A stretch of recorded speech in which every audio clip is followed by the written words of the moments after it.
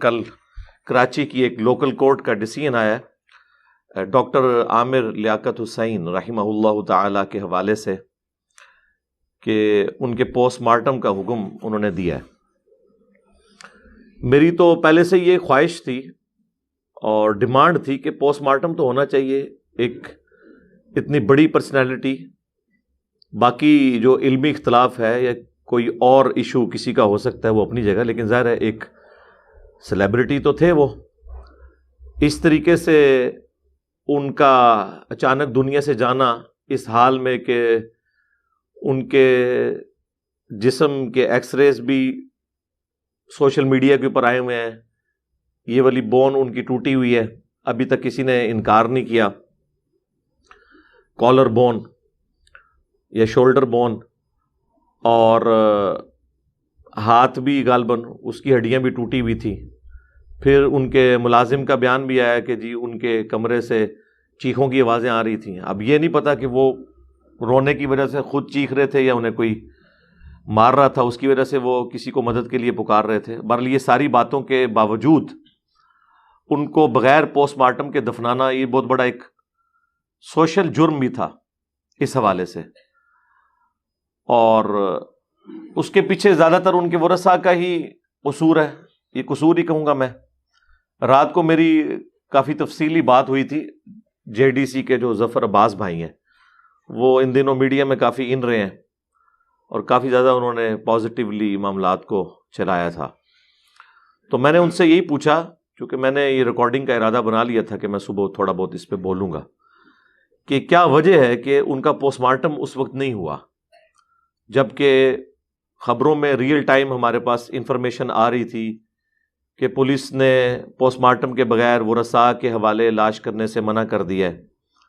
پھر یہ اچانک کون سا ایسا فیصلہ ہوا ہے؟ تو وہ بتانے لگے کہ چونکہ ورثاء جو ان کے بیٹے تھے اور ایک بیٹی بھی ہے ان کی، پلس ان کی ایکس وائف بھی آئی ہوئی تھی، وہ تو خیر وارث نہیں ہے لیکن بہرحال وہ بھی بچوں کی ماں تو ہے. ان سب کا یہ ڈیسیژن تھا کہ ہم پوسٹ مارٹم نہیں کروائیں گے. اس کے پیچھے یہ ریزن نہیں تھی کہ وہ کوئی ان کے قتل میں جو مبینہ ہے، یعنی یہ نہیں ہم کہتے کہ یقیناً ایسا ہوا ہے، ہو سکتا ہے نہ ہوا ہو، اس میں کوئی شامل تھے وہ، بلکہ وہ یہ کہہ رہے تھے کہ انہیں زندگی میں بھی اتنی تکلیفیں دی گئیں، ان کی میمز بنی. اگر پوسٹ مارٹم میں کوئی ایسی ویسی رپورٹ نکل آئی، جو میں اشارتاً گفتگو کر رہا ہوں، آپ کو پتہ ہی چل گیا ہوگا کہ میں کس حوالے سے بات کر رہا ہوں، کیونکہ صحیح بخاری میں حدیث ہے کہ جو مر گیا وہ اپنے انجام کو پہنچ چکا، اچھے یا برے، اب تم اسے گالی نہ دو. البتہ یہ ضرور ہے کہ اگر اس کی ایکٹیویٹی کی وجہ سے باقی لوگ افیکٹ ہوئے ہوں یا اس کی ایکٹیویٹیز کی وجہ سے قرآن و سنت کی تعلیمات کا کوئی نقصان ہوا ہو، وہ آپ ڈسکس کر سکتے ہیں، لیکن کسی کی ذات کو ڈسکس نہیں کر سکتے. بہرحال وہ انہیں یہ خدشہ تھا. تو ظفر بھائی کہہ رہے ہیں، میں نے انہیں کہا کہ ہم ہاسپٹل والوں سے یہ یقین دہانی کرواتے ہیں ایفیڈیوٹ پہ کہ وہ ان کی پوسٹ مارٹم رپورٹ کو سیکرٹ رکھیں گے. اس کے باوجود وہ ایگری نہیں کیے. پھر بھی پولیس والوں نے آخری درجے تک کوشش کی کہ کسی طریقے سے پوسٹ مارٹم ہو جائے، لیکن لوکل کورٹ سے جا کے ان کے بیٹے نے، احمد نے، ڈیسیژن لے لیا اور اس کی وجہ سے انہیں دفنا دیا گیا بغیر پوسٹ مارٹم کے. حالانکہ ان کی میت کے اوپر بھی، جنازے پہ بھی کافی سارے لوگ یہ چیمہ گوئیاں کر رہے تھے کہ پوسٹ مارٹم ہونا چاہیے تھا تاکہ پتہ چلتا. خیر یہ معاملہ ٹھپ ہو گیا، اس وقت کیٹاسٹرافک کنڈیشن تھی.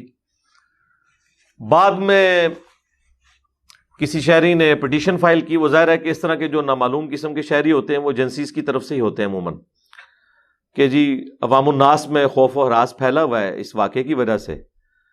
باقی لوگ بھی اپنی جانیں غیر محفوظ سمجھ رہے ہیں کراچی میں، تو اس کے پوسٹ مارٹم کا آرڈر کورٹ دے.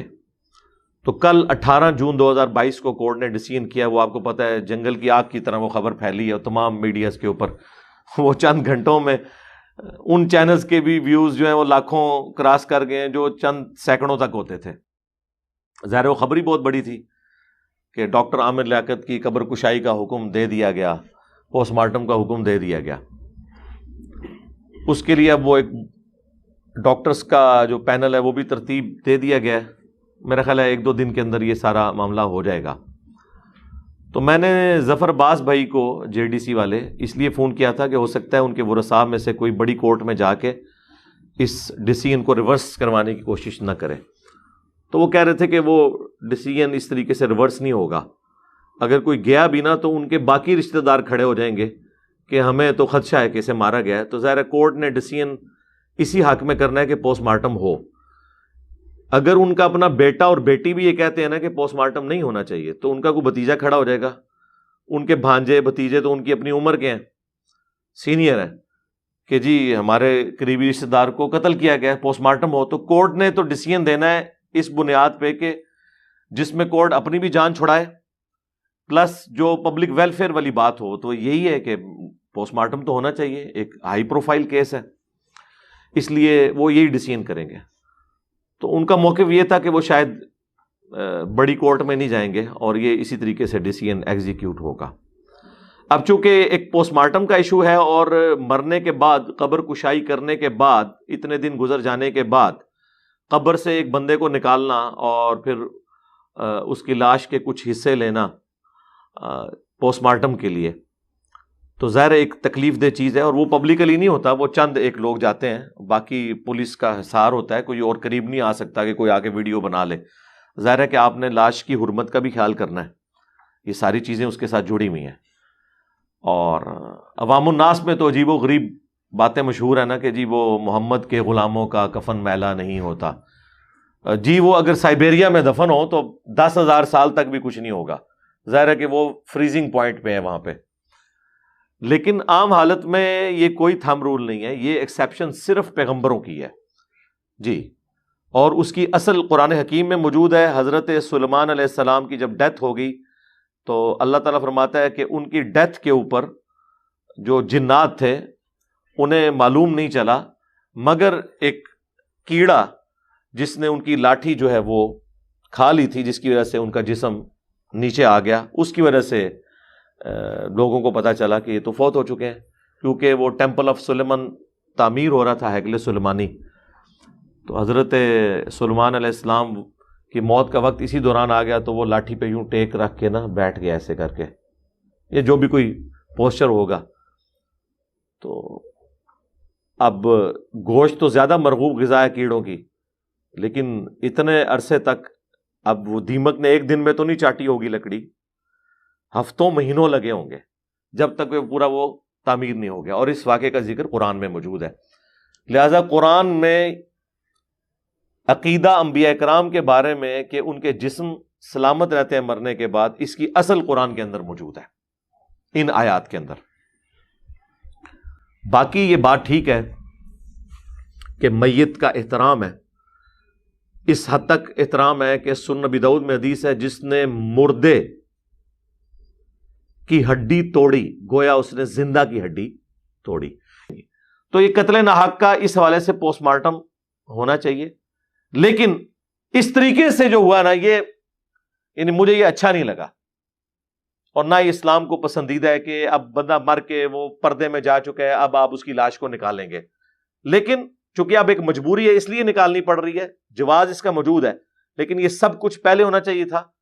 اور یہ پارلیمنٹ میں بیٹھ کے جو ایک دوسرے کو گالیاں نکالتے رہتے ہیں, لڑتے رہتے ہیں, پارلیمنٹ کا اصل کام جو ہے نا وہ قانون سازی کرنا ہے. اس کے اوپر اب قانون سازی ہو جانی چاہیے کہ جو بھی کوئی ہائی پروفائل کیس, اب یہ بندہ جو ہے وہ MNA بھی ہے, ایک ریلیجیس اسکالر بھی ہے, ایک ٹی وی اینکر بھی ہے, 3 دفعہ 500 سب سے زیادہ با اثر لوگوں میں اس کا نام آ چکا ہے مسلمانوں میں سے. یہ ساری چیزیں موجود ہیں.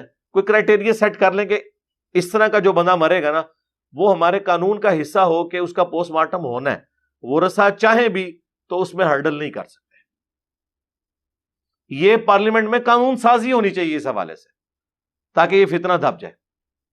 تو میں نے اپنی گزارشات آپ کے سامنے رکھ دی اس حوالے سے. صلو علی محمد وآل محمد, اللہم صلی علی محمد وعلی آل محمد واصحاب محمد وازواج محمد اجمعین الی یوم الدین, آمین.